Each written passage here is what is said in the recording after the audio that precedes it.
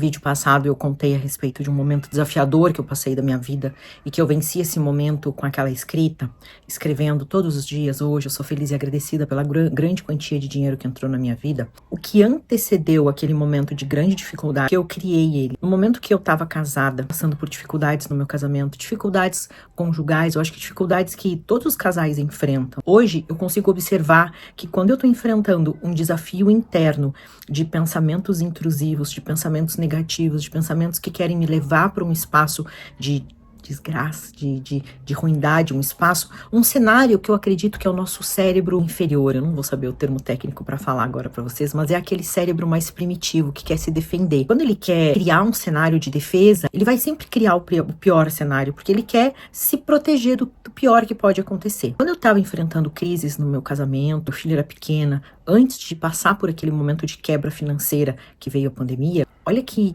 engraçado isso e o quanto tu deve ficar atento a isso que eu vou te falar. A nossa mente, ela fica criando cenários. E eu, quando estava casada, porque meu casamento não estava legal, ao invés de eu criar cenários de solução, me visualizar mentalmente resolvendo aquela situação, estando bem com meu primeiro marido, estando bem com a minha família, eu visualizava o tempo inteiro a solução como sendo eu e o meu filho, eu me separando e eu morando sozinha com meu filho. Então eu visualizava isso sem saber do poder da lei da atração, sem saber o poder que os nossos sentimentos, que os nossos pensamentos, que as nossas emoções, elas têm sobre a nossa vida, sobre a direção do curso que a gente vai seguir na nossa história. Eu criava mentalmente, diariamente, um cenário onde eu e o meu filho vivíamos sozinhos em um apartamento e eu estava livre, entre aspas, daquela relação, porque eu vivia um relacionamento muito difícil. Eu vivi um relacionamento extremamente conflitante. O pai do meu filho, na época, era uma pessoa extremamente estressada, mal-humorada, agressiva, não agressivo de bater nada, mas agressivo verbalmente, irritado, crítico. E eu sempre visualizava o cenário onde eu e meu filho estávamos longe daquela casa, eu havia me separado, meu filho era muito pequenininho naquela época. Então o meu conforto interno era ficar deitadinha na minha cama com meu filho, com os olhos fechados e visualizando, sabe, eu e meu filho morando dentro de um apartamento, sozinho, em paz, onde eu não ia ter o pai dele resmungando, enchendo o saco, mal-humorado, estressado, brigando, criticando, julgando. E eu ia poder ser mãe, sabe, cuidar, fazer aquilo que eu queria fazer naquele momento. E deixando claro, eu tenho uma relação boa com o pai do meu filho hoje, tá tudo resolvido.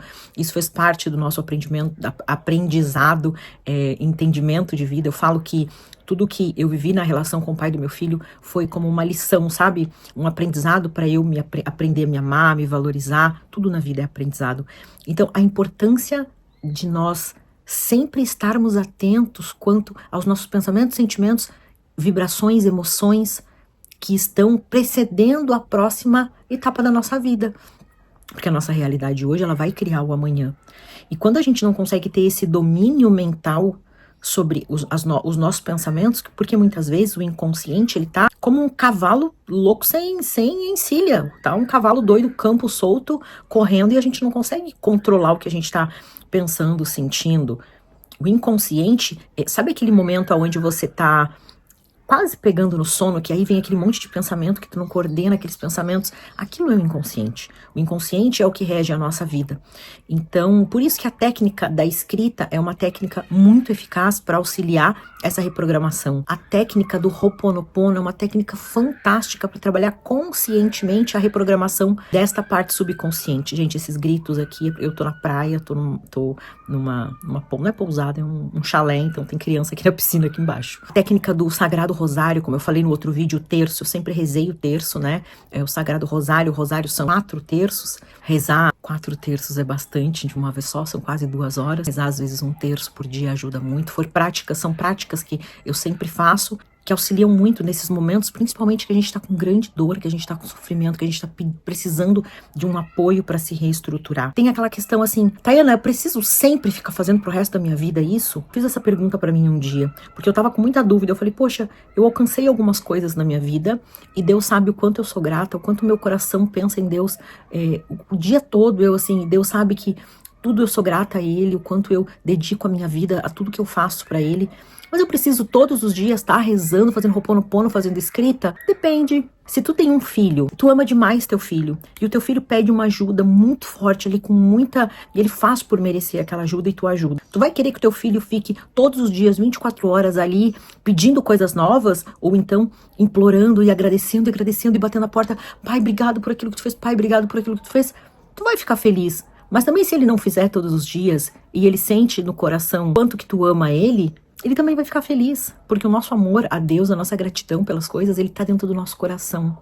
E essa é a grande virada de chave, assim, quando tu aprende a criar a tua realidade, a mudar os teus padrões de pensamentos, de sentimentos, a tua mente, o teu coração, a tua vibração, ela sempre tem que estar para Deus. E quando tu perceber que ela tá se distanciando, que ela tá se direcionando para um outro caminho, que não seja o caminho de Deus, de amor, da contemplação, tu sempre busca isso de volta. E aí é onde tu volta com a tua escrita, com o teu terço, com as tuas orações, com as tuas práticas diárias. Esse vídeo foi para te alertar da importância de estar vigilante quanto aos teus pensamentos, aos teus sentimentos, porque eles estão criando os próximos passos da tua vida.